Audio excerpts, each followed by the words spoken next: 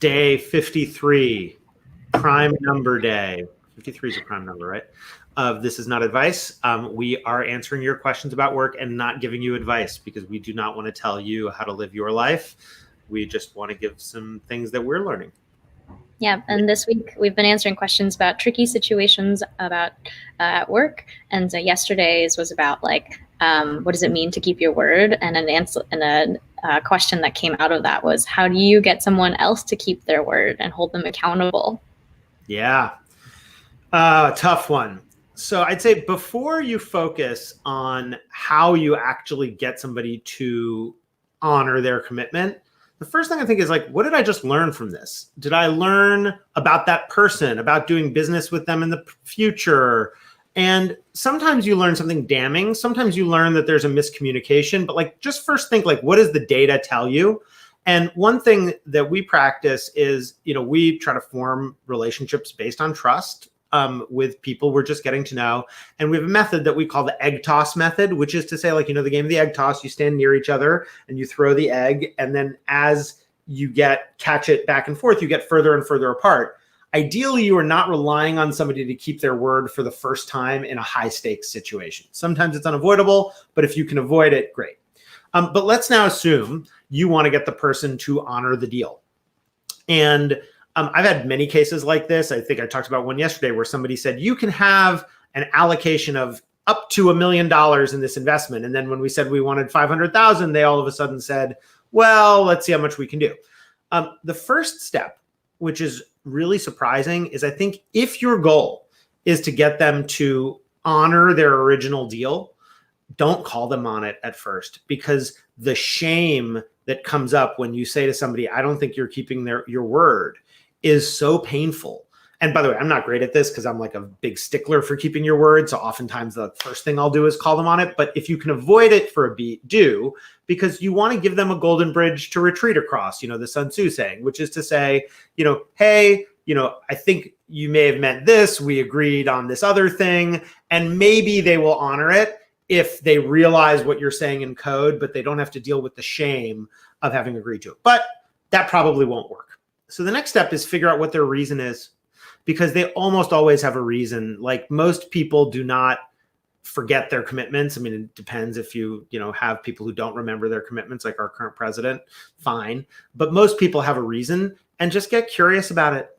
And then once you understand the reason, well, then you can diagnose it. And I mean, we had a case where a founder promised us certain terms, and then they got an investor involved, and they were worried that if they kept their promise to us, that investor would go away. And it turned out the reason was they were just afraid to talk to the investor about it. So then what I had to do was just coach the founder on like, well, it's like, just get up the courage and try it. If it doesn't work, we think through the consequence. But once you understand the reason, I'd say there's two kinds of effects you can talk about with a person. One is hard consequences, like actual effects. Oh, we might not be willing to do business with you in the future, or you might develop a reputation, blah, blah, blah. Those can often be interpreted as threats, and threaten someone if you mean to, but be really careful about doing it, because that's a tough one to take back.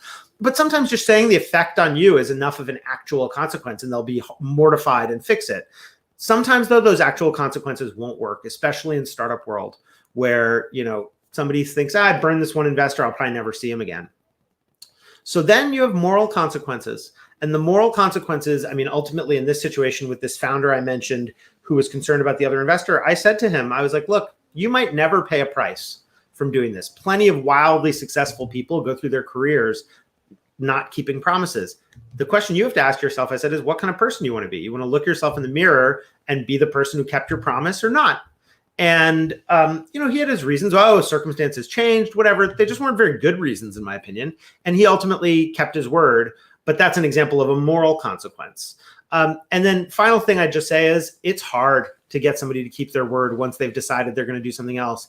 And they probably won't. So this is like a low probability thing. It's not like if you messed it up, you should blame yourself.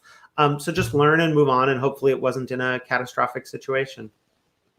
So those are I actually remember, Roy, when you were talking to a founder that we know who was like afraid about like going back to somebody because he felt that it would be, I don't know, risky in some way. And it reminded me that like part of having other people keep their words is also to just align on what is like the objective and the goal that they want, and making sure that it's like moving towards the thing that they wanted. And it feels less like a reprimand almost. Yeah. And then I think some of this also reflects like maybe a question that we can talk about tomorrow, which is what do I do if I feel like I've broken my word? Because I think for a lot of us on our team, we try to lead by example, which is to like be super transparent and like own up to something if we feel like we didn't get back to you in time, or we, whatever it is. That at least for us, I think that leading by example is a way to also counteract someone maybe not keeping their word. I love that question. And by the way, that memory that you brought up of us talking about this situation reminded me, we strategized about what to do. It's not like it was an in the moment thing. We really thought it through and thought about our alternatives. And I think it's important that these things sometimes take real contemplation to get right. It's not like if you're skilled at it, everybody just keeps their word. And I was cooking up all kinds of stories. Oh, if we were more famous as investors, then maybe people wouldn't double cross us. No, everybody gets this stuff from time to time. And an important lesson for me in it, just to close, is, sometimes it's tempting when you have some point of view, especially a moral point of view, and somebody else doesn't act on it, to think of yourself as the moral authority and say like, well, that's not right. But especially in business dealings, when you have two parties, unless you like take somebody to a court of law, then I guess they're the legal authority, but there is no moral authority, and it's not you. It's just different people trying to reconcile different ways of looking at the world. And you can learn, hey, this person's value system is incompatible with mine, but sometimes you got to work with them. But you are not the authority. You're just trying to figure it out, as we all are.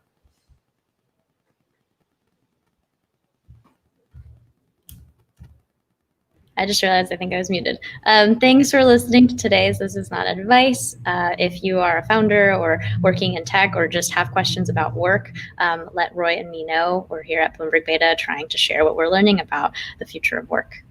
Yeah, don't make us start begging you to share either. I don't want to be like, hit the subscribe button, like, just share it if it's useful.